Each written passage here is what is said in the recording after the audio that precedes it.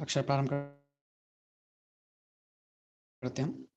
नमो अरिहंताणं नमो सिद्धाणं नमो आयर्याणं नमो वज्रायाणं नमो लोये सव्वसाहुणं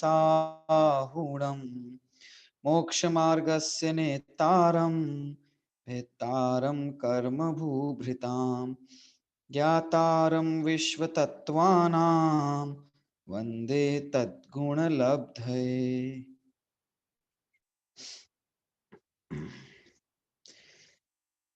यह तत्वार्थ सूत्र नामक महाग्रंथ है। इसके 5वें अधिकार के ऊपर हमारी चर्चा प्रवर्तमान है। 5वें अधिकार में 6 द्रव्यों का वर्णन किया है और द्रव्य के स्वरूप के बारे में कथन किया है।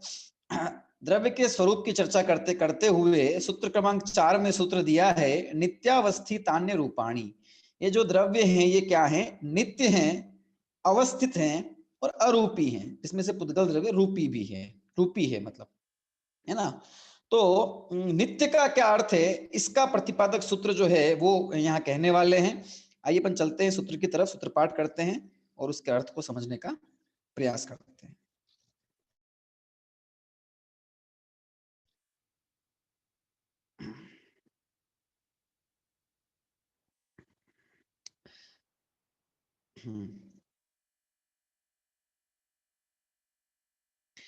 देखिए सूत्र हमारे सामने है, सूत्र क्रमांक 31 है ना। सूत्र का पाठ करते समझे। भावाव्ययम नित्यम, तद भावाव्ययम नित्यम। सूत्र विच्छेद तत् डैश भाव डैश अव्ययम नित्यम, या तद्भाव डैश अव्ययम नित्यम। सूत्र का अपनी जाति से च्युत न होना नित्य है। तद्भाव अव्यय, तद्भाव का अव्यय अर्थात तद्भाव का व्यय नहीं होना, उसका नाम है नित्यता। तद्भाव का मतलब क्या है ये अपन को समझना है। तो इसके अपन शब्द के माध्यम से दो तरह समझेंगे, ठीक है। तत्भाव, तत् मतलब वह मतलब वस्तु या द्रव्य, और भाव मतलब उसका स्वभाव। तो उस वस्तु का, उस द्रव्य का अपने स्वभाव से व्ययपने को प्राप्त नहीं होना, इसका मतलब उसके स्वभाव का अभाव नहीं होना। किसी भी वस्तु के स्वभाव का व्यय नहीं होना, उसका अपनी जाति से अलग नहीं होना, उसका बना रहना अपने स्वभाव रूप से, उसका ही नाम है द्रव्य की नित्यता। द्रव्य नित्य है, क्या मतलब हुआ इसका? इसका मतलब हुआ कि द्रव्य हमेशा रहता है। हमेशा रहता है का मतलब क्या हुआ? हमेशा रहता है द्रव्य, ये हम कह क्यों रहे हैं? ये बात भी हमें कहने की आवश्यकता हो रही है कि द्रव्य हमेशा रहता है। वो इसलिए कह रहे हैं क्योंकि द्रव्य का एक पक्ष ऐसा है जो एक समय से ज्यादा रहता नहीं है। एक समय बाद नष्ट हो जाता है और फिर नया उत्पन्न हो जाता है, और फिर नष्ट होता है, फिर उत्पन्न होता है। ये उत्पाद वे है ना, चलता रहता है। एक पक्ष द्रव्य का ऐसा है। तो क्या पूरा द्रव्य ऐसा हो गया? क्या द्रव्य पूरी तरह से उत्पाद व्यय को प्राप्त होने वाला है? अथवा द्रव्य में कुछ चीज ऐसी भी है जो हमेशा रहती है कि हाँ है, कि वो उसकी नित्यता, उसका द्रव्य पना, द्रव्य हमेशा अपनी जाति रूप द्रव्य बना रहता है, अपनी जाति को छोड़ता नहीं है। अपनी जाति में भी वो स्वयं स्वयं रूप बना रहता है, अन्य रूप नहीं होता। एक जीव स्वयं जीव रूप होगा, दूसरे जीव रूप नहीं होगा। जीव पुद्गल रूप तो होगा ही नहीं, पुद्गल जीव रूप तो होगा ही नहीं, पर जीव भी दूसरे जीव रूप नहीं होगा। तो अपनी जाति को नहीं छोड़ता, अपने स्वभाव को नहीं छोड़ता, इसलिए द्रव्य नित्य है। ऐसा ऐसा कथन आज तक कहना की आवश्यकता है। क्योंकि अनित्य पक्ष एक देखा है जब सत की चर्चा की कि उत्पाद व्यय द्रव्य युक्तम सत, कि वो जो सत है, वो जो द्रव्य है, वो उत्पाद और व्यय वाला है। तो फिर सीधा प्रश्न खड़ा होगा ना कि उत्पाद और व्यय वाला है तो फिर द्रव्य वाला कैसे हो गया? तो अगर द्रव्य रूप है तो उत्पाद व्यय वाला कैसे हो गया? जो दो विपरीत चीजें बिल्कुल, है ना। तो फिर ये नित्य द्रव्य है, यहाँ जो नित्यता है, वो नित्यता नाम किसका है? कि तद्भाव अव्ययम नित्यम। उस वस्तु का अपने स्वभाव से च्युत नहीं होना, उसका नाम जो है वो नित्यता है। तो क्या ऐसा संभव है, ऐसा होता है कि हर समय उत्पाद व्यय होता रहे और वस्तु, है ना, च्युत भी नहीं हो अपने स्वभाव से, वस्तु नष्ट भी नहीं हो और नष्ट भी होती रहे, है ना, अपरिणामी भी रहे और परिणमित भी होती रहे, है ना, हर समय व्यय भी होता रहे और बनी भी रहे। ये बिल्कुल विपरीत दो बातें हैं। ये संभव है क्या? ये क्या नित्यता संभव है क्या? क्या तद्भाव का अव्यय नहीं हो, ये चीज संभव है क्या? अगर संभव है तब तो हम ये माने कि हाँ, तद्भाव अव्यय ये हो सकता है, कोई चीज नित्य हो सकती है। ठीक है, आश्चर्य की बात नहीं है। जगत की वस्तुओं का जब हम अवलोकन करते हैं, अपने स्वयं का ही अवलोकन करते हैं, क्योंकि दुनिया की दिखाई देने वाली वस्तुएं हमारे ज्ञान का विषय बन जाती है, और हम स्वयं, है ना, हमारा आत्मा तो हमारा ज्ञान का विषय बनता ही है। हम स्वयं तो अपने बारे में जानते ही हैं। तो इन दो चीजों को जब हम देखते हैं, है ना, तो ख्याल में आ जाता है कि भाई ये तद्भाव जो है ना, वस्तु का जो अपना स्वभाव है वो कभी व्यय को प्राप्त नहीं होता है। जितना बदलाव हमको नजर आता है ना, वो पर्यायाश्रित बदलाव है, लेकिन उन बदलावों के अंदर भी कुछ है ऐसा जो सदा बना हुआ है ना। कुछ कभी किसी पदार्थ या किसी द्रव्य के अंदर उसका द्रव्यपना जो है, वो उसकी जो द्रव्य की जाति है, उसका जो द्रव्य स्वभाव है, वो कभी नहीं बदल सकता। वो बदल जाए तो फिर द्रव्य को नित्य कह दो, कोई दिक्कत नहीं है। नित्य कह दो, सर्वसा कोई पक्ष नहीं है जिससे उसको नित्य कहा जा सके, लेकिन उसके स्वभाव में ये चीज पड़ी हुई है कि वो बदलते हुए नित्य नित्य रहता है। ये कहने से नहीं है, वो उसके स्वभाव में है, इसलिए कहा है। मैंने पहले बात की थी ना, ये जैन दर्शन जो है वो कहने से वस्तु स्वरूप नहीं बताता, जैसा वस्तु स्वरूप है वैसा कहता है, वैसा प्रतिपादित करता है, और उसके प्रतिपादन करने की एक बहुत व्यवस्थित, है ना, शैली जैन दर्शन के पास में है, जिसकी चर्चा अपन अगले सूत्र में करेंगे। ठीक है, तो ये तद्भाव मतलब उस वस्तु का अपने स्वभाव से च्युत, एक बात तो ये हो गई। ठीक है, अपनी जाति से च्युत नहीं होना, उस द्रव्य का वही द्रव्य बना रहना, है ना, ये सीधा अर्थ ये है इसका। ठीक है, अपने गुणों के साथ में कायम रहना, गुण भी नहीं बदलेंगे, द्रव्य भी नहीं बदलेगा। बदलेगा क्या? पर्याय। क्यों? स्वभाव है, प्रत्येक द्रव्य का पर्याय में बदलाव होता है, प्रत्येक समय बदलाव का नाम ही पर्याय है, और वो होता है हर समय। ठीक है, तो जिस वस्तु का जो भाव है उससे च्युत न होना, उसका अव्यय न होना, है ना, जिसका जैसे कि जीव का स्वभाव है ज्ञान दर्शन, अवस्था कोई भी हो जाए जीव की, निगोध हो जाए, सिद्ध हो जाए, मनुष्य हो जाए, नर नारकादि पर्याय हो जाए, देव हो जाए, देवी हो जाए, कुछ भी हो जाए, एक इंद्रिय, दो इंद्रिय, तीन इंद्रिय, संगी असंगी, कुछ भी हो जाए, है ना, भव्य हो या अभव्य हो।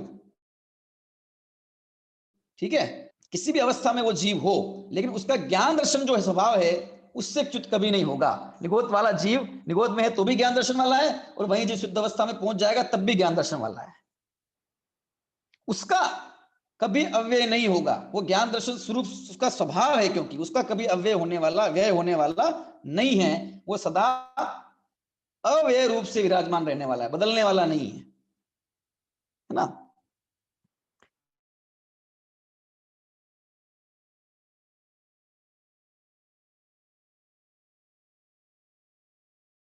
अव्यय शब्द किसे कहते? विभक्ति, काल इत्यादि बदलने पर भी जो शब्द वैसे के वैसे ही बने रहते हैं उनको अव्यय। जैसे कि भी शब्द, भी एक अव्यय है हिंदी में, इसी तरह अपि शब्द संस्कृत का वो अव्यय है ना।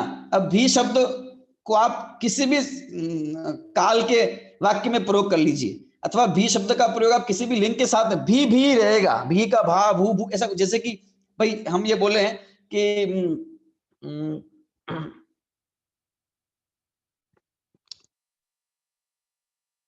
वह भोजन भी पकाता है और श्लोक भी पढ़ता है ना। वह भोजन भी पकाता है और श्लोक पाठ भी करता है।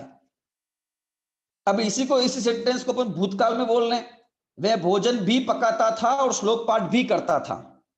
इसी को भविष्य काल में बोल लें, वह भोजन भी पकाएगा और श्लोक पाठ भी करेगा। इसी का लिंग बदल के स्त्रीलिंग कर लीजिए, वह भोजन भी पकाती है और श्लोक पाठ भी करती है ना। इसी का आप वचन चेंज कर दीजिए, वे सब भोजन भी पकाते हैं और श्लोक पाठ भी करते हैं।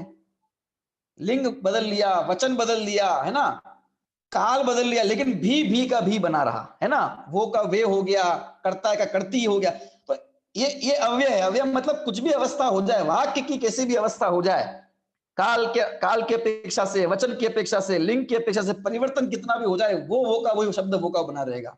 इसी तरह से यहां अव्यय है, अवस्था कुछ भी बदल जाए, है जीव निगोद में चला जाए, एक इंद्रिय हो जाए, दो इंद्रिय हो जाए, चार इंद्रिय हो जाए, पांच इंद्रिय हो जाए, संगी हो जाए, असंगी हो जाए, मुक्त हो जाए, संसार में रहे, है ना, अल्प ज्ञानी हो, पूर्ण ज्ञानी हो, मिथ्या दृष्टि हो, सम्यक दृष्टि हो, सूक्ष्म शरीर वाला हो, बादल शरीर वाला हो, शरीर रहित हो या शरीर सहित हो, कुछ भी हो, लेकिन उसमें एक चीज ऐसी है क्या कि उसका, उसके गुण, ज्ञान दर्शन रूप उसका जो स्वभाव है, वो अपनी जाति से कभी च्युत होने वाला नहीं।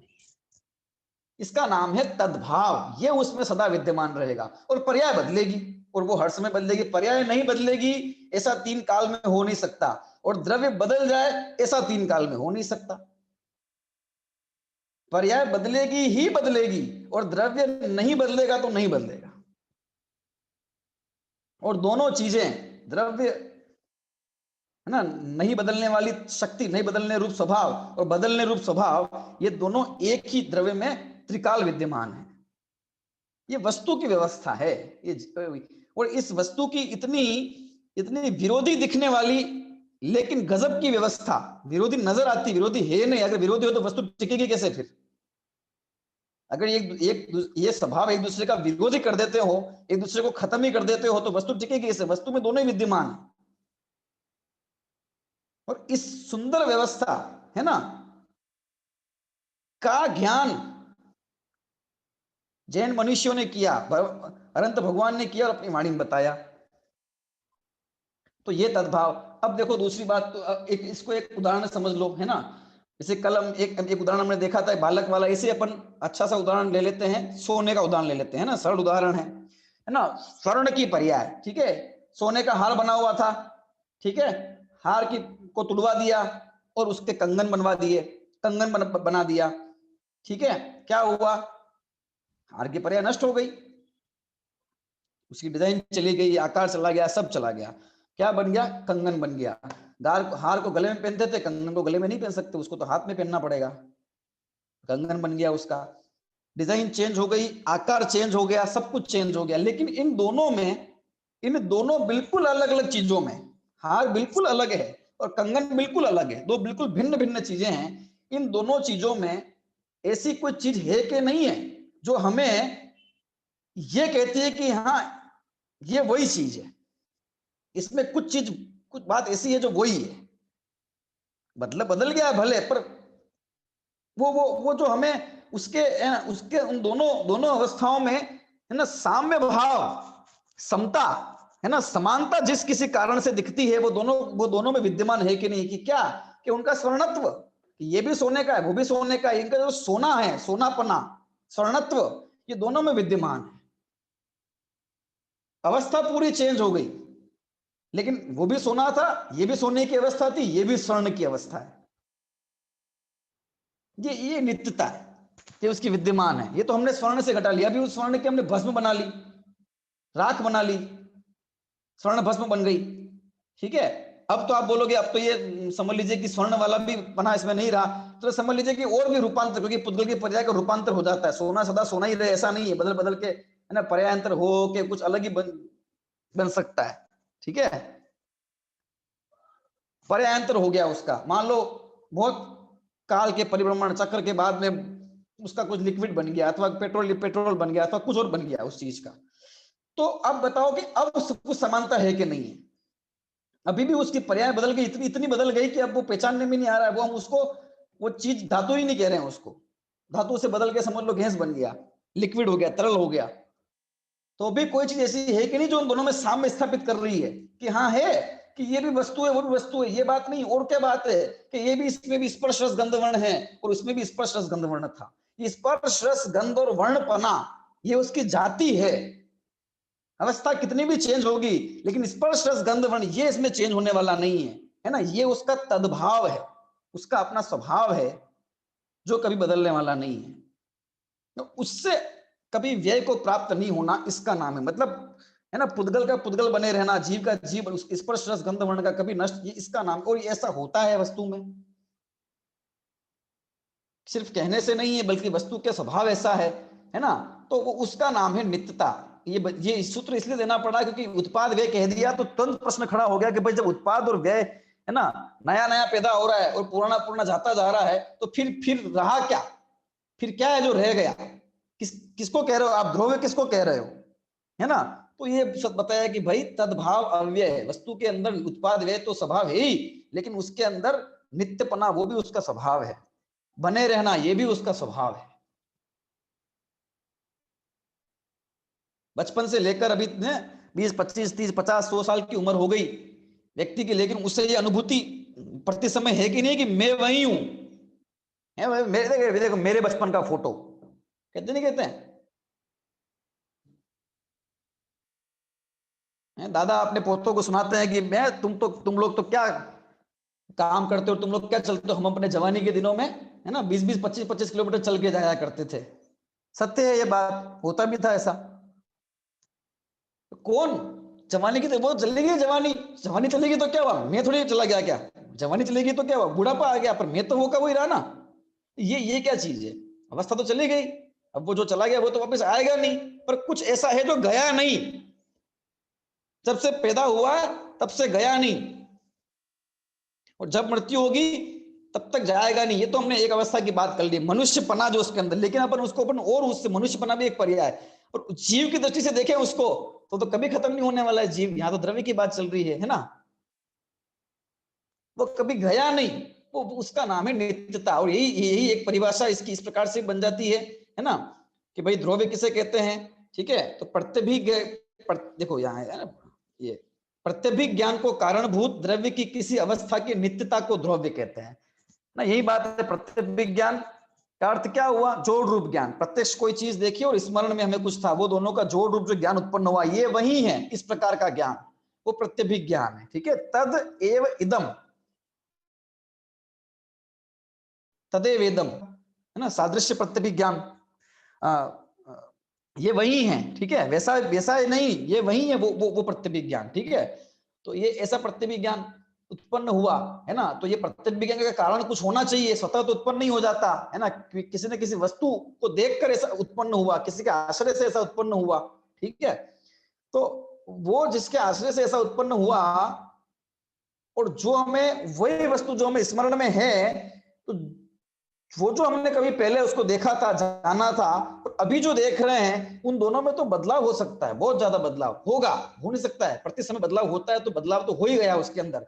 फिर क्या ऐसी चीज है जो अपन को ये हमारे ज्ञान को ये जानने के लिए तत्पर कर रही है कि ये वही है ना। ये जो प्रत्यभिज्ञ ज्ञान हमको पैदा हुआ, ये किस कारण से उत्पन्न हुआ, ये कोई भ्रम तो नहीं है, ये तो सत्य। तो वो उसका कारण वस्तु में विद्यमान है क्या, कि उसकी नित्यता, अवस्था भले पूरी बदल गई पर उसके अंदर उसकी जो वस्तुपना, वो जो जीव है वो जीवपना, अथवा जो वस्तु है वो वस्तुपना, पुद्गल है तो पुद्गलपना, वो उसमें सदा कायम रहा है, उसका द्रव्य स्वभाव सदा कायम रहा है, उसकी अपनी जाति जो है द्रव्य की वो सदा कायम रही है, और वो सदा रहने वाली है, उसका नाम है नित्यता। तद भाव का अव्यय प्रत्यभिज्ञ ज्ञान के कारणभूत द्रव्य की किसी अवस्था की नित्यता, वो द्रव्य। अब इसका उदाहरण आप कितने भी लगाए जाएं, आपको समझ में आता जाएगा आराम से। स्वर्ण का हमने उदाहरण दिया, वो स्वर्ण वस्तु के हिसाब से दिया है, स्वर्ण भी अपने आप में एक पर्याय ही है ना। मूल द्रव्य तो पुद्गल है, पुद्गल पुद्गल रहेगा, बदलेगा नहीं, जीव जीव रहेगा, बदलेगा नहीं, है ना। अब ये जब नित्यता का हमें अपनी नित्यता का बोध हो जाए, ठीक है, तो फिर भय किस बात का, कोई दिक्कत नहीं है ना। और अनित्यता का बोध हो जाए तो भय किस बात का, कोई दिक्कत नहीं है। चीज दोनों जान ली, क्या कि मैं नित्य हूं, और क्या कि मुझ में नित्यता है और मुझ में अनित्यता है, और दोनों का फल एक ही है कि भय खत्म हो गया, डर खत्म, पीड़ा खत्म, तकलीफ खत्म। कैसे, सरल है, विचार करें हम।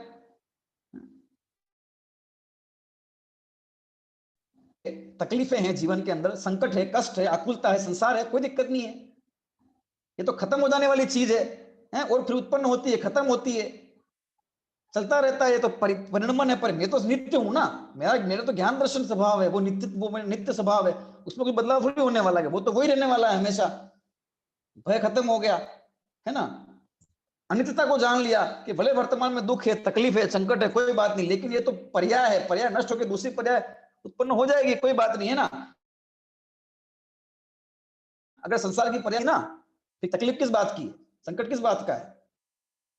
इस अपेक्षा विचार करें तो जो अनित्यता है वो भी हमारे लिए, है ना, चिंतन में कल्याणकारी हो सकती है। तो भय से मुक्ति, वर्तमान जो भी परिस्थितियां हैं, है ना। और दूसरा कि अगर अनुकूलता भी है कदाचित, है ना, भोगों की अनुकूलता, परिवार की अनुकूलता, धन की अनुकूलता, पुण्य का वैभव भी है, तो वो भी तो क्षणभंगुर है ना, अनित्य है ना, सब बदलने ही तो वाला है, जिसका हम अभिमान कर रहे हैं। इस काया के ऊपर हमारा अभिमान है, वो तो काया तो पर्याय है, पुद्गल की पर्याय है, वो तो पर्याय है, तो नियम से बदलेगी। यहाँ जो भी पुण्य का उदय है ना, तो फिर वो कहाँ हर्ष का या फिर विषाद का कारण हो गया। ये ये ये वैराग्य जो उत्पन्न होता है, ये वैराग्य वस्तु स्वभाव के आश्रय से उत्पन्न होने वाला वैराग्य, ये कथन का वैराग्य नहीं, ये सिर्फ वो शमशान वैराग्य नहीं है कि भाई एक बार किसी की मृत्यु होते हुए देख लिया, मरण देख लिया, अथवा जीवन में किसी के बहुत उठा पटक है ना, ऊंच नीच देख ली, तो हमें आ गया भैया कोई भरोसा नहीं है, कभी अपन भी मर सकते हैं। ये भय वाला वैराग्य नहीं है, ये वस्तु स्वभाव से उत्पन्न होने वाला वैराग्य जो दृढ़ है सदा कायम, क्योंकि वस्तु का स्वभाव नित्य नित्य है ना। ये तद भावा व्ययम नित्यम, इसका सार हमारे लिए स्वभाव में देखो तो वस्तु के स्वभाव में ये चीज पड़ी है कि वो नित्य रहेगी, अपने स्वभाव से कभी च्युत नहीं होगी, है ना। तद्भाव का अव्यपना, उसका नाम है नित्य। ठीक है, मैं समझता हूँ ये विषय काफी अच्छे से हमको स्पष्ट हो गया होगा, और हो ही जाना चाहिए, ये आवश्यक है, जो बल देता है हमको, है ना, निर्भय होने में, तत्व का चिंतन, स्व का चिंतन करने में। ठीक है, अब एक प्रश्न खड़ा हो जाता है सहज ही कि भाई उत्पाद व्यय हमको समझ में आ गया, ठीक है, उत्पाद व्यय होता है, प्रत्यक्ष हमने समझा, अपने भावों परिणाम से भी हमने समझा है ना, यानी कि द्रव्य है, द्रव्य है ना, उत्पाद व्यय और द्रव्य से युक्त है, ये दोनों ही बातों से युक्त है, उत्पाद व्यय भी है और द्रव्य भी है ना, ये हमने समझा। लेकिन ये दो अत्यंत विरोधी बातें हैं, अत्यंत विरोधी।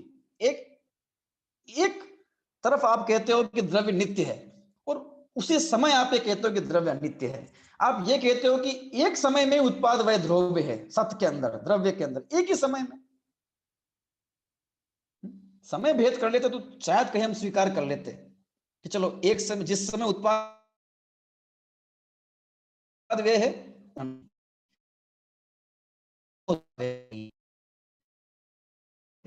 लेकिन उसी समय में उत्पाद भी है, व्यय भी है, उसी समय में उत्पाद व्यय भी, उसी समय में द्रव्य भी है।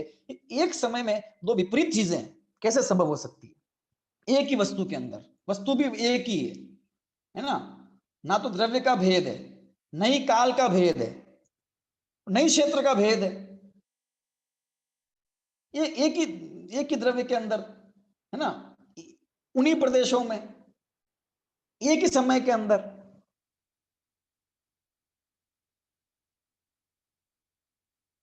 ये कैसे संभव हो सकता है?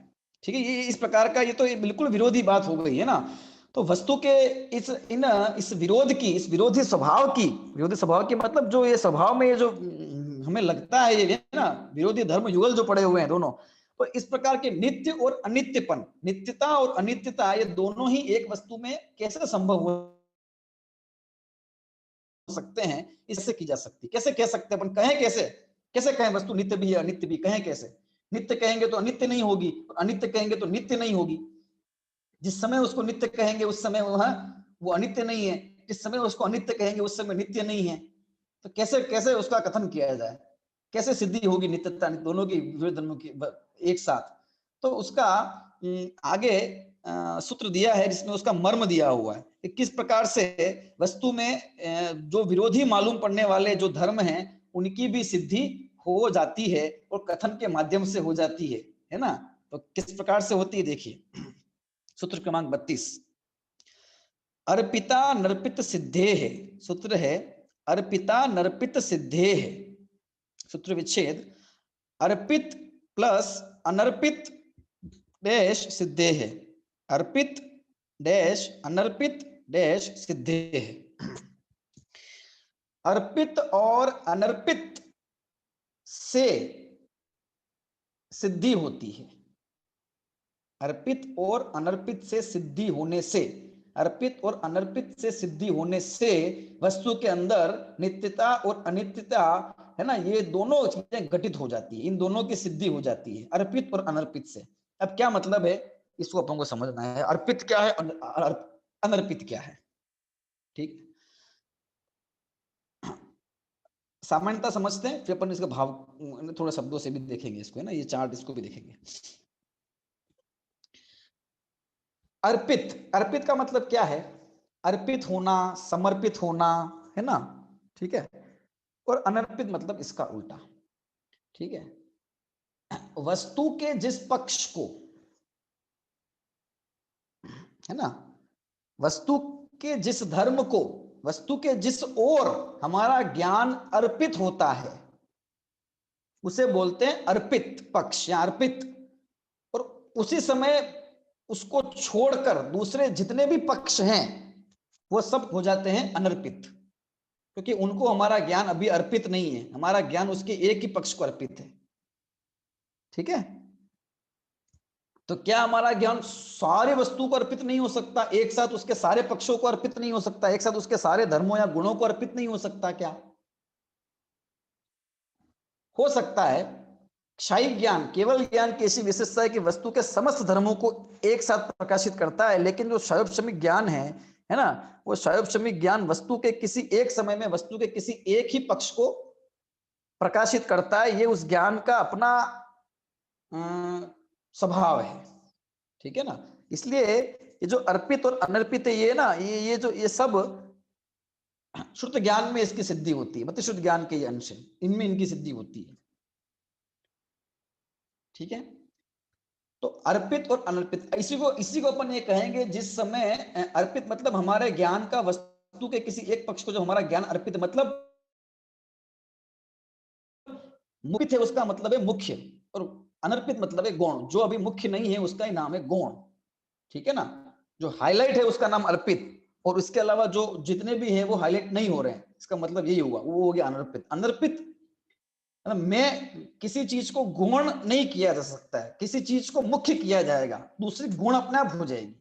गुण का मतलब ये होता है इग्नोर करना, इग्नोर करने का मतलब क्या क्या होता है, देखना ही नहीं, नजरअंदाज कर देना, है ना, देखना ही नहीं। तो ऐसा कब होगा कि इंसान कुछ ना कुछ देखेगा तो किसी और दृष्टि लगा देना।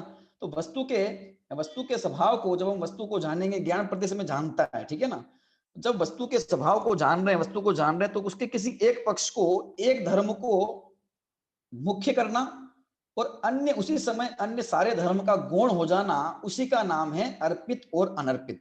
देखो सूत्रार्थ क्या है, मुख्यता और गौणता की अपेक्षा एक वस्तु में विरोधी मालूम पड़ने वाले दो धर्मों की सिद्धि होती है ना। यहाँ पर नित्यता और अनित्यता, ये दो विरोधी बातें हैं, और जो चल रही है, उत्पाद व्यय भी आया और द्रव्य भी आया, तो ये दोनों चीजें सिद्ध कैसे होती, ये प्रश्न खड़ा हुआ। इसके उत्तर में यह सूत्र है कि मुख्यता और गौणता की अपेक्षा एक ही वस्तु के अंदर दो विरोधी धर्म की सिद्धि हो जाती है।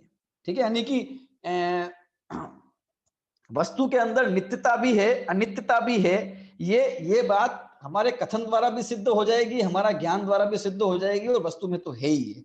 ठीक है ना, तो ये वस्तु में है, हमको ये जब तक पता नहीं होगा तो हम ये कैसे समझ सकते हैं कि वस्तु में वो गुण है ना, और वो कथन उसका प्रतिपादन नहीं करेगा तो कैसे अपनी वाणी या शब्द से अपन उसको व्यक्त कर सकते कि वो है। तो वस्तु के इन दो धर्मों की सिद्धि जो होती है वो वाणी और हमारे ज्ञान के माध्यम से होती है। वस्तु में तो है, जिसको ज्ञान नहीं है तो भी है, नहीं बता सकते, प्रतिपादन नहीं कर सकते तो भी है, पर उसके माध्यम से, जिस ज्ञान और वाणी के माध्यम से वो प्रतिपादित होती है ना, तो वो ज्ञान और वाणी इस प्रकार की व्यवस्था, इस प्रकार की सम्यक शैली से युक्त होती है ना, हो सकती है कि उससे उसका काम हो जाए। तो कैसे कि देखिए, मुख्यता और गौणता की व्यवस्था, एक ही पदार्थ के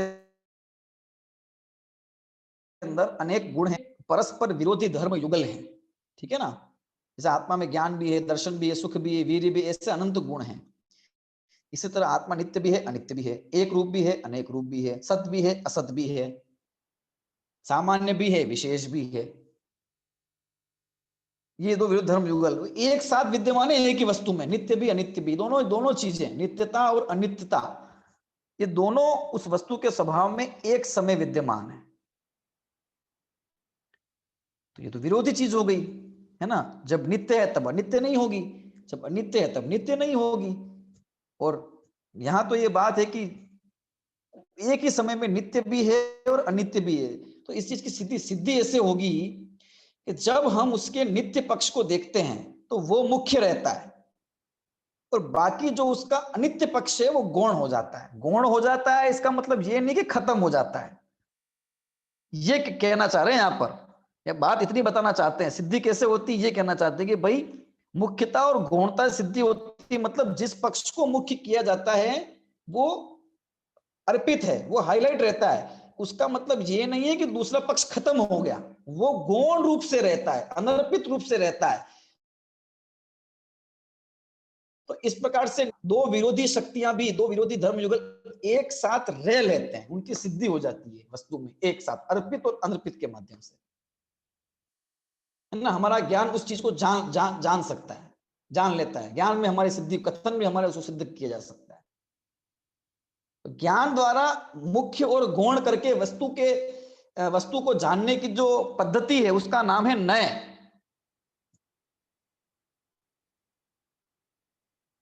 है ना। जो वस्तु के किसी एक पक्ष को मुख्य करके कथन करे वो नय। और जब एक मुख्य होगा तो दूसरे कि भाई द्रव्य नित्य है, हमने कहा तुरंत प्रश्न खड़ा हो, क्या द्रव्य अनित्य नहीं है? अगर अनित्य नहीं है तो जो प्रति समय का हमको परिवर्तन नजर आ रहा है वो क्या झूठ हो गया फिर, है ना। और हर समय समय हो रहा है वो क्या है फिर, वो है कि नहीं है? कि हाँ वो भी है। तो फिर नित्य कैसे हो गया? कि उसमें नित्यपना भी विद्यमान है। हम अभी उसका जो नित्यपना है, उसका जो द्रव्य स्वभाव है ना, जिसे हम कहेंगे द्रव्यार्थिक नय की अपेक्षा, उसको देख रहे हैं। द्रव्यार्थिक नय की अपेक्षा उसका कथन कर रहे हैं, उसके उस पक्ष को देख रहे हैं। सीधी सी बात, उस पक्ष को देख रहे हैं कि द्रव्य नित्य है। लेकिन उसी समय ये बात गौण रूप से विद्यमान है कि पर्याय की अपेक्षा, बदलने वाले पक्ष की अपेक्षा द्रव्य अनित्य है। लेकिन वो बात अभी मुख्य नहीं है, क्योंकि उसको जाना नहीं जा रहा है, ना उसको कहा जा रहा है, तो वो गौण है लेकिन है ना। इसका सीधा मतलब है कि द्रव्य में द्रव्य भी है एक उसी समय पर्याय भी है। जब हम ये कह रहे हैं कि मैं एक शुद्ध, है ना, नित्य शाश्वत ध्रुव तत्व हूं, तो उसका मतलब मैं कूटस्थ नित्य हो गया, है ना, उत्पाद व्यय से रहित हो गया, ऐसा नहीं है। ये पक्ष भी विद्यमान है, लेकिन हम इस पक्ष को देख नहीं रहे, उसकी तरफ दृष्टि नहीं कर रहे हैं। उसको देखेंगे तो फिर क्या होगा? उसको देखेंगे तो वो मुख्य हो जाएगा, ये गुण हो जाएगा। क्योंकि क्षयोपशमी ज्ञान की व्यवस्था ही ऐसी है कि वो एक समय में एक ही पक्ष मुख्य होता है उसका। अनंत धर्मात्मक वस्तु है। अब अनंत धर्मात्मक वस्तु के अनंत धर्म नहीं जाने जा सकते क्षयोपशमी ज्ञान में, ठीक है ना। और अनंत धर्म छोड़िए, दो चार धर्म भी एक साथ नहीं, एक समय में तो एक ही जाना जाएगा। मुख्य रूप जिसको जाना है उसकी मुख्यता हो गई, और जो जो मुख्य नहीं है वो गौण हो गया। ये इसको इसको इसको नए नए कहा जाता है ना, मुख्य गौण करके जानना, ठीक है। और वो जो जाना, नए द्वारा जाने हुए पदार्थ का उस रूप से कथन करना, कहना, है ना, कहने की जो स्टाइल है, कहने की जो पद्धति है, उसका नाम है स्याद्वाद पद्धति, स्याद्वाद शैली। तो अर्पित और अनर्पित रूप से जब हम वस्तु का कथन करते हैं, यानी एक पक्ष को मुख्य रूप करके वस्तु का कथन करते हैं और अन्य पक्ष उसमें स्वतः ही गुण हो जाते हैं, है ना, तो इस प्रकार की जो शैली है उसका नाम है स्याद्वाद शैली। स्यात्वाद शैली, स्यात लगाकर वाद करना मतलब कथन करना, स्यात लगाकर कथन करना, है ना। कथन करने की इस शैली का नाम ही स्याद्वाद है, या इसे ही स्याद्वाद कहा जाता है। वस्तु अनेकांतात्मक है, अनेक धर्म वाली है, अनेक गुणों वाली, अनेक शक्तियों वाली है ना। और सबका कथन एक साथ तो नहीं किया जा सकता। सबका कथन एक साथ नहीं किया जा सकता, एक समय में तो किसी एक ही पक्ष की बात की जाएगी। तो जिस समय हम उसके एक पक्ष की बात कर रहे हैं उस समय दूसरे पक्ष भी उसमें विद्यमान है या नहीं। जिस समय हमारा ज्ञान उसके किसी एक पक्ष को जान रहा है उस समय उसमें दूसरी शक्तियां गुण धर्म विद्यमान है कि नहीं है, लेकिन उनका कथन नहीं किया जा रहा है। एक का कथन किया जा रहा है तो हम कैसे कथन करेंगे, कैसे कैसे कहेंगे। हमने बोला द्रव्य नित्य है, ठीक है। अब ये जो कथन हमने किया, अब इसमें ये जो कथन किया ये कथन हमने किसी अपेक्षा से किया है, द्रव्य नित्य है ना। सर्वथा नित्य नहीं बोला है हमने द्रव्य को, सब अपेक्षाओं से बस नित्य ही है ऐसा नहीं बोला। ऐसा बोलेंगे तो फिर वो बात झूठी झूठी इसलिए हो जाएगी क्योंकि वस्तु ऐसी नहीं है। वस्तु में तो द्रव्य में तो नित्यपना भी अनित्यपना भी है, बदल भी रहा है और विद्यमान भी है प्रत्येक अवस्था में, ऐसी चीज उसमें कायम है। तो हम क्या बोलेंगे, द्रव्यार्थिक नय से, द्रव्य अपेक्षा से, है ना, नित्यता की अपेक्षा से देखा जाए तो द्रव्य नित्य है। तद्भाव के अव्यय की अपेक्षा से देखा जाए तो वस्तु नित्य है। द्रव्यार्थिक नय से देखा जाए तो वस्तु कैसी है, नित्य है कहा जाए, है ना। तो ये कथन जो हो गया वो जिसे कहेंगे निश्चय नय का कथन, द्रव्यार्थिक नय का कथन कि वस्तु जो है वो नित्य है। और जब हम उसकी पर्यायों के ऊपर हमारी नजर है, उसके बदलाव पे नजर हमारी है, तो हम कहेंगे कि वस्तु जो है वो अनित्य है। तो सर्वथा नित्य नहीं होगी वस्तु, लेकिन पर्यायार्थिक नय की अपेक्षा अनित्य है ना। पर्याय की अपेक्षा नित्य है ऐसा कहेंगे। द्रव्य की अपेक्षा नित्य है, पर्याय की अपेक्षा नित्य है। और किस समय, उसी समय। लेकिन जिस समय द्रव्य की अपेक्षा लगाई जा रही है उस समय पर्याय की अपेक्षा नहीं लगाई जाएगी, ठीक है। जिस समय पर्याय की अपेक्षा लगाई जा रही है उस समय द्रव्य की अपेक्षा नहीं लगाई जाएगी, लेकिन वस्तु के अंदर वो स्वभाव तो रहेगा, वो के जाने वाला नहीं है ना। एक ही वस्तु में अनेक गुण है, नींबू है, खट्टा भी है ना, गोल भी है, पीला भी है, सब है। अब कोई पूछे नींबू कैसा है, तो हमने बोला भी नींबू तो कैसा होता है, तो हमसे पूछे, हम बोले खट्टा होता है नींबू, ठीक है। अब क्या नींबू खट्टा ही होता है क्या, पीला नहीं होता, गोल नहीं होता, उसका कोई स्पर्श है कि नहीं, मुलायम है। तो फिर तू ये क्यों नहीं बोला, खट्टा क्यों बोला। वो भी है, लेकिन मेरी नजर में अभी मैंने उसके स्वाद की मुख्यता से कथन किया है, क्योंकि मेरी नजर, मेरे ज्ञान में उसके स्वाद की मुख्यता हुई, कथन में उसके स्वाद की मुख्यता, इसलिए स्वाद की अपेक्षा वो खट्टा है ना। अगर इस प्रकार अपेक्षा ध्यान में है और इस प्रकार के आपेक्षिक कथन है तो ठीक, लेकिन कोई सर्वथा उसको खट्टा ही माने, उसमें गुण का उसमें है ही नहीं ऐसा मान ले रहे, तो उसका ज्ञान कैसा हो जाएगा, ज्ञान भी गलत हो जाएगा और वो कथन भी झूठा हो जाएगा, क्योंकि वस्तु ऐसी नहीं है, वस्तु में वो सब चीजें विद्यमान है। इसी तरह से प्रत्येक प्रत्येक द्रव्य है ना, ये तो गुण की बात हो गई, पर ऐसे विरोधी धर्म युगल, नित्य अनित्य, पर्याय अपेक्षा अनित्य, द्रव्य अपेक्षा नित्य, एक अनेक, सामान्य विशेष, भेद की अपेक्षा देखो तो विशेष नजर आएगा और अभेद की अपेक्षा देखो तो सामान्य, है ना। नर में, नर नारकादि पर्यायों में, मनुष्य में, तिर्यंच में, देव में, निगोद में, सिद्ध, सब अवस्थाओं में एक सामान्य जीव व्याप्त है, कॉमन जीव जीव जीव। और विशेष करके देखो एक एक पर्याय को तो वो भेद रूप नजर आएगा, वही जीव।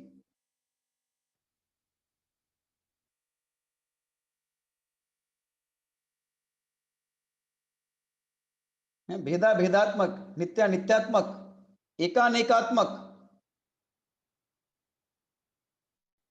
अनेक अनेक पर्यायों को प्राप्त होता हुआ भी उसका अपने एकत्व को नहीं छोड़ रहा है, इसलिए वो एक है। और अनेक अनेक अनेक अनेक अनेक पर्याय रूप हो रहा है, इसलिए वो अनेक है। इस प्रकार के कथन जिनवाणी में प्राप्त होते हैं और इस प्रकार की वस्तु व्यवस्था बनती है, ठीक है। तो इस प्रकार से दो विरोधी धर्म युगलों की सिद्धि हो जाती है वस्तु के अंदर, ठीक है। साधवाद का विषय है, समझने लायक विषय है, स्वतंत्र विषय है, तो सामान्य हमने थोड़ा उसको प्रकाश डाला है समझने की दृष्टि से, ठीक है ना, कि भाई किस प्रकार से इसके अंदर होता है। विषय और गंभीर है ना, और अच्छे से उसको और भी गंभीरता से पढ़ें